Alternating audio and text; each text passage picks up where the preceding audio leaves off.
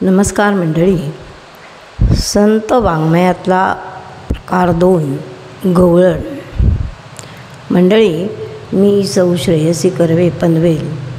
श्रेयसी कर्वे या माझ्या यूट्यूब चॅनलवरून मध्यंतरी 11 संत श्रेष्ठांची संत मालिका आपण ऐकली. यामधून ज्ञानेश्वर, तुकाराम, नामदेव यांच्यासह अनेक संतांची थोडी माहिती आपण ऐकली. या संतांनी समाजाला भक्तिमार्ग अनुसरण्यासाठी साहित्य प्रकारांचा, काव्य प्रकारांचा उपयोग केला. त्या संदर्भातली माहिती आपण आज या ऑडिओमधनं घेत आहोत. त्यातील पहिला प्रकार अभंग आपण याआधी बघितला. आता या संत वाङ्मयातला दुसरा प्रकार या ऑडिओमध्ये बघणार आहोत, तो म्हणजे गवळण. गवळण हा मराठी संत वाङ्मयातला एक प्रकार. बालक्रीडा, गाऱ्हाणी, काला, मुरली, विराण्या असे त्याचे पोटविभाग आहेत. संत वाङ्मयाच्या भव्य प्रसारामध्ये गवळणी वाङ्मय हे एक शृंगारलेलं दालन आहे असं म्हणता येईल. शृंगाराच्या नाना परी त्यामध्ये आहेत. कृष्ण, यशोदा, राधा, गोप, गोपी, वृंदावन, गोकुळ याची वर्णनं या गवळणी वाङ्मयामध्ये आपल्याला आढळतात. कृष्ण, यशोदा, या यशोदेचं वात्सल्य, राधेचा अनुराग, गोपींचं अत्युत्कट प्रेम, गोपगड्यांची कृष्णाबद्दलची निष्ठा, बाळकृष्णाचे अलौकिक असे पराक्रम, त्याच्या खोड्या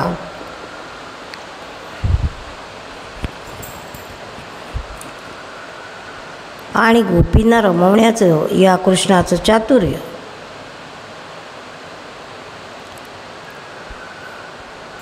असं या त्याच्या गुणवैशिष्ट्यांमुळे हे वाङ्मय एक मधुर रसाचा असा उत्कृष्ट परिपाक ठरला आहे असं जाणकार म्हणतात.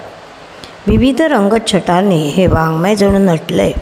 त्यामध्ये प्रणय, विलास, क्रोध, मोह, विरह, सुख, वेदना हे सगळंच आहे. रांगणारा, दुडदुड धावणारा, गवळणींच्या घरी दही दूध चोरून खाणारा, गोपींच्या खोड्या काढणारा, मुरली वाजवणारा, गाई वळवणारा, रास क्रीडा करणारा, अशी एकाच कृष्णाची अनेक नयन मनोहर रूपं या वाङ्मयामध्ये आपल्याला पाहायला मिळतात. या गोपींची ही साधी भोळी, रमणी, मानिनी, कामिनी अशी वेगवेगळी रूपं या गवळणींमध्ये आपल्याला पाहायला मिळतात. नामदेव महाराजांची या विषयावरची पद्यरचना ही सर्वांपेक्षा प्रसादपूर्ण आहे. तर तुकोबांच्या पदांमधून दिसणाऱ्या गवळणी चतुर, ठसकेबाज अशा आहेत. एकनाथांची गवळण वरवर पाहता लौकिक आणि कामप्रेरित अशा दिसल्या तरी अंतरंगात त्यांच्या परमार्थ भरलेला दिसतो. ज्ञानदेवांच्या विराण्या गहन अर्थाने भरलेल्या असतात, तर संत निळोबांच्या गवळणींना मराठी भाषेमधील उपनिषद असंच म्हणतात. बालक्रीडा म्हणजे कृष्णाने गोकुळामध्ये दाखवलेली मनोहर अशी लीलाच. यशोदा दधीमंथन करत असताना कृष्ण कुठून तरी धावत येतो आणि तिची रवी धरून ठेवतो. त्यावेळी तिथे असलेल्या राधेला यशोदा कृष्णाच्या राधेला सांगताना यशोदा म्हणते की यशोदा कृष्णाचा खट्याळपणा करू देईना मज दूध तूप बाई, मथिता दधी तो धरी रवी ठाई ठाई. आणखी एका गवळणीमध्ये एकनाथ महाराज म्हणतात, बाई तुझा लाडका कान्हा तुलाच गोड वाटे, गवळ्या घरी जातो दही दूध खातो, यशोदेचा कान्हा तुलाच गोड वाटे.